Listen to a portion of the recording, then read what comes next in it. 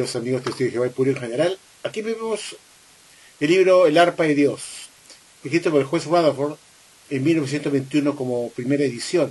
Lo vemos acá a la izquierda. El de la izquierda se refiere a la edición de 1921, que se puede ver acá perfectamente, 1921, acá abajo. Y acá a la derecha tenemos la edición de 1928 revisada, como pueden ustedes observar ahí. Y acá lo vemos bien claramente, 1928, el arpa de Dios. Vamos al capítulo 9, en ambos casos, capítulo 9, en el párrafo 4, nos vamos a la página 239, en esta parte tenemos la página 239, lo que quiero tocar con ustedes, 239, ya. Lo que pasa es que la versión revisada de la derecha, obviamente al hacer la revisión se movieron las páginas, y cuando vamos a sacar el capítulo 9 de acá, para buscar lo mismo, que está en la página 245, es decir, se han quitado, es decir, se han agregado 6 páginas más a esta revisión de 1928, tiene 6 páginas más, y fíjense qué cosas hace la sociedad Watchtower con el juez Rutherford en la página 245, 3, 4 y 5. Aquí vemos abajo los mismos párrafos, pero ya esta vez la sociedad Watchtower, por ejemplo, aquí está la 420 que dice, el párrafo 420 dice: sin duda alguna el pastor Russell ocupó la posición del cual el Señor proveyó y del cual él habló, y fue por lo tanto ese esclavo fiel y discreto administrando la casa de la fe con alimento a su debido tiempo. El pastor Russell terminó su vida terrenal en 1916 y en 1984 formó la Watchtower Bible Tract Society. Ese está en el 421, pero cuando nosotros revisamos acá, vamos a poner un poquito más de ampliación acá, y nosotros vemos acá el 420 que está acá, con el 420 de acá, ya la sociedad, el juez Rutherford, quita esta expresión que había dicho antes en 1921 cuando publicó este libro, que sin duda alguna el pastor Russell ocupó la posición del esclavo fiel y discreto que el Señor Jesucristo había hablado y por el cual lo nombró para dar el alimento a su debido tiempo a la casa de la fe. Y ya no dice nada de eso. ¿Se dan cuenta? En la revisión, del libro Arpa de Dios del año 1928, la versión revisada de 1928. ¿Por qué lo quitó el juez Rutherford? Lo quitó porque en 1927 se le ocurrió la idea de ponerse él como el esclavo fiel y discreto y decir que era una clase colectiva de cristianos ungidos, para él poner su propia literatura a título personal. En realidad él fue el único esclavo fiel y discreto que se autodenominó en 1927, dejando sin efecto lo que había dicho antes acá en este mismo libro, El arpa de Dios, en el párrafo 420, que sin duda alguna el pastor Russell ocupó la posición de esclavo fiel y discreto y nadie más que él. Pero cuando en 1927 hace este cambio y elimina al pastor Russell como el esclavo fiel y discreto, en la atalaya del 1 de febrero de 1927, en la página 53, ya decide cambiar de punto de vista, decir que el esclavo fiel y discreto formaba una clase colectiva de cristianos ungidos y ya no era el pastor Russell. Entonces, borrón y cuenta nueva, cuando comenzó a hacer la revisión de su libro El arpa de Dios, que se siguió vendiendo hasta 1929-1930, en la versión de 1928 ya no aparece lo que había firmado hasta antes de 1927, que sin duda alguna el pastor Russell era ese esclavo fiel y discreto. ¿Se dan cuenta? Solamente en 1928 quita esta parte ya para no poner que el esclavo fiel y discreto era el pastor Russell sin duda alguna, sino que era ahora una clase colectiva. Yo me pregunto, ¿esta religión verdadera de un Rutherford que aseguró sin duda alguna que el pastor Russell era el esclavo fiel y discreto, y cuando él cambia porque le da la gana de punto de vista diciendo que el esclavo fiel y discreto a partir de 1927 lo compone una clase colectiva de cristianos ungidos y que ya no era el pastor Russell, lo borra, pues lo quita, dice ya no es el pastor Russell? ¿Esta es la religión verdadera? Que te asegura que sin duda alguna que el pastor Russell ocupó una posición de esclavo fiel y discreto para dar alimentos a su debido tiempo doméstico, y lo dice acá bien claramente a la izquierda en la edición de 1921. Y cuando en 1927 este señor se le ocurre cambiar de idea, diciendo que era una clase colectiva de cristianos ungidos que daban alimento espiritual, para luego al final de cuentas ser el único esclavo fiel y discreto, ser él solo con sus libros a título personal que llevan su nombre, para hacerse él el esclavo fiel y discreto, y no lo pone ya pues acá hace la nueva revisión del libro de la Arpa de Dios de 128 y ya no pone con lo que ponía antes en el párrafo 420, lo ha suplantado por otra cosa, totalmente diferente. Resulta pues inaudito que este señor Radford haya dicho, cuando publicó este libro, que sin duda alguna el pastor Russell ocupó la posición del cual el Señor proveyó y acerca del cual habló, que por lo tanto fue aquel esclavo fiel discreto para administrar el alimento a su debido tiempo a la casa de la fe. El pastor Russell terminó su vida terrenal en 1916. Entonces el señor Radford decía que no había duda de eso, sin ninguna duda, él era el esclavo fiel discreto. Pero cuando en 1927 se le ocurre al señor Rutherford cambiar esta concepción o esta afirmación que el esclavo fiel y discreto lo ocupó el pastor Russell sin duda alguna, y él pretende recrear a un nuevo esclavo en 1919 poniéndose él y sus directores como esa clase colectiva del esclavo fiel y discreto, como una clase colectiva de la clase de los 144.000. Lo que está haciendo él es recrear nuevamente un nuevo esclavo, como si Jesús hubiese hecho dos inspecciones diferentes, dos selecciones diferentes, cosa que es imposible puesto que la dominación del esclavo es por una sola vez. No dice que Jesús iba a estar revisando a cada rato al esclavo para escogerlo, sino que era una sola vez y que recayó sobre el pastor Russell.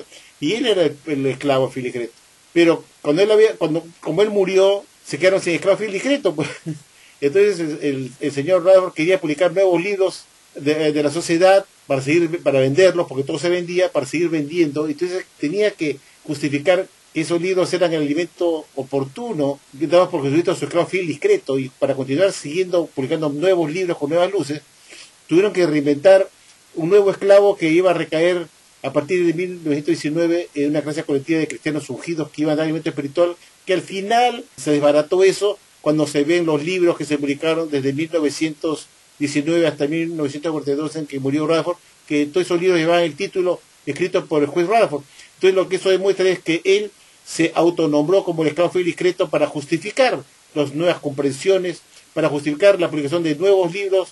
Iba a publicar Radford a título personal, ojo, a título personal, no a nombre de un esclavo de fiel y discreto compuesto, sino a su título personal, porque esto que todos esos libros que se publicaron desde 1919 hasta 1942, en que murió Radford, llevan el nombre de él.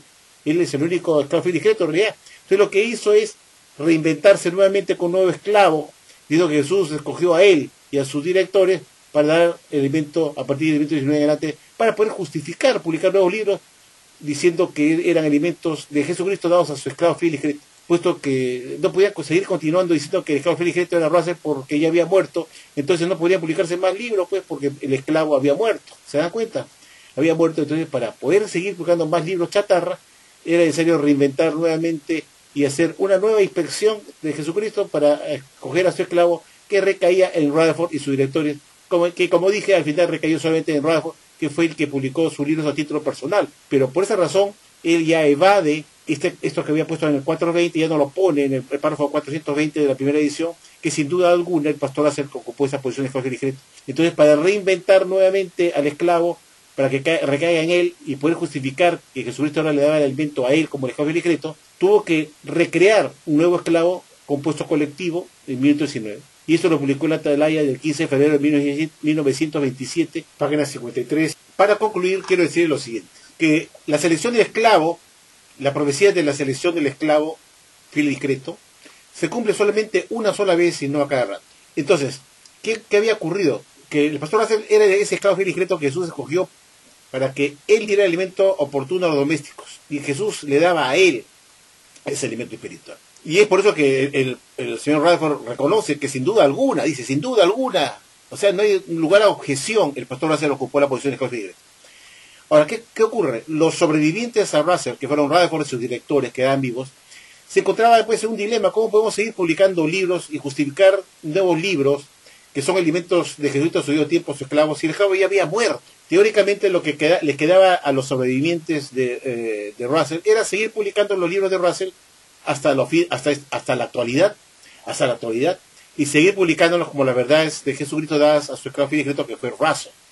Y como no hay una sucesión de esclavos, puesto que la selección de esclavos lo hace Jesús una sola vez y lo escogió a Russell Rutherford se encontró atrapado con sus lectores de que ya no podían publicar nuevos libros, puesto que él no puede decir que eran alimentos de Jesucristo dado a sus esclavos, puesto que el esclavo había muerto. Entonces, en los primeros años de la muerte de Russell, la sociedad justificaba los nuevos libros que publicaba Rutherford, diciendo que Russell se comunicaba con su organización en la tierra a través de ángeles, y era Russell que dirigía la obra desde los cielos después de muerto, que seguía dando alimento espiritual desde los cielos.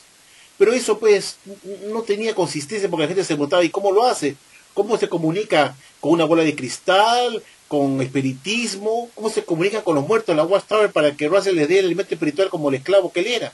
Entonces no sabía cómo responder a eso, y no le quedó otra cosa al señor Rutherford de tener que eliminar a Russell como el esclavo fiel y discreto y crear uno nuevo, que era una clase colectiva de Rutherford con sus lectores, para decir que Jesús ahora se comunicaba con su único esclavo, que era la sociedad Watchtower, con Rutherford como presidente, para dar el alimento nuevo a su debido tiempo. Y esa es la razón por la cual el señor Rutherford reinventa nuevamente al esclavo, para que recayera el esclavo en él y sus directores, que como dije, al final recayó en él solamente, para que él diera el alimento espiritual por 25 años, libros a título personal, publicado por J.F. Rutherford, que fue al final el único esclavo fiel y discreto de la Watchtower después de la muerte de Russell. Pero tuvieron que eliminar de todas maneras a Russell, porque él era el escogido, él fue el escogido por única vez por Jesucristo. Entonces, lo que le quedaban a los sobrevivientes, que fue Rutherford y su directora, era continuar publicando los 7 volúmenes de las escrituras de Russell y otros libros más que él publicó hasta hoy en día, y continuamente esos libros como las verdades dadas a Jesucristo, al señor Russell como único esclavo fiel y discreto. Pero la Watchtower quería pues poner sus nuevos libros y publicar su nueva literatura, y no sabía cómo hacer. ¿Cómo vamos a decir que el esclavo somos nosotros si fue Russell? ¿Cómo hacemos? ¿Cómo justificamos estos alimentos espirituales nuevos que vamos a publicar después de la muerte de Russell? ¿Cómo hacemos? Entonces no es que otra cosa que reinventarse nuevamente, haciendo recaer al esclavo en Rutherford y sus lectores. Esa fue la idea. Y es por eso pues que la Watchtower tuvo que hacer ese cambio en 1927, en la atalaya del 15 de febrero de 1927, en que ya el juez Rutherford publica un artículo de esa atalaya, en la página 53, explicando quién realmente es el esclavo fiel y discreto, y que ya no era una sola persona, sino que era una clase colectiva de cristianos ungidos que estaban vivos en ese momento, que era Rutherford y sus lectores. Una clase colectiva, que al final de cuentas fue un engaño, puesto que todos los libros que se publicaron estaban en nombre del juez Rutherford como único esclavo fiel y discreto. Y aquí vemos la prueba como esta edición de 1928, un año después del cambio, ya borra de este libro el arpa de Dios, que afirma que sin duda alguna el pastor Russell era ese único esclavo fiel y discreto que Jesús había ofrecido escoger para dar el alimento oportuno a la casa de la fe por los domésticos. Entonces uno se pregunta con justa razón, queridos amigos, pues esta religión verdadera, que había afirmado en el pasado que sin duda alguna el pastor Russell fue aquel que Jesús escogió para proveer alimento espiritual, como el esclavo fiel y discreto a su debido tiempo, para alimentar a la casa de la fe a su debido tiempo, de acuerdo al texto de Mateo 24:45. Y después resulta que ya no era verdad, que sin duda alguna, y olímpicamente en el mismo libro, el arpa de Dios, borran estos párrafos 420, 421, ya no lo ponen, los reemplazan con otra cosa acá a la derecha, en la edición de 1928, y uno podría creer que es el mismo libro que se mantiene vigente durante los años, que se continúa publicando este libro, pero el contenido estaba totalmente cambiado en cada edición.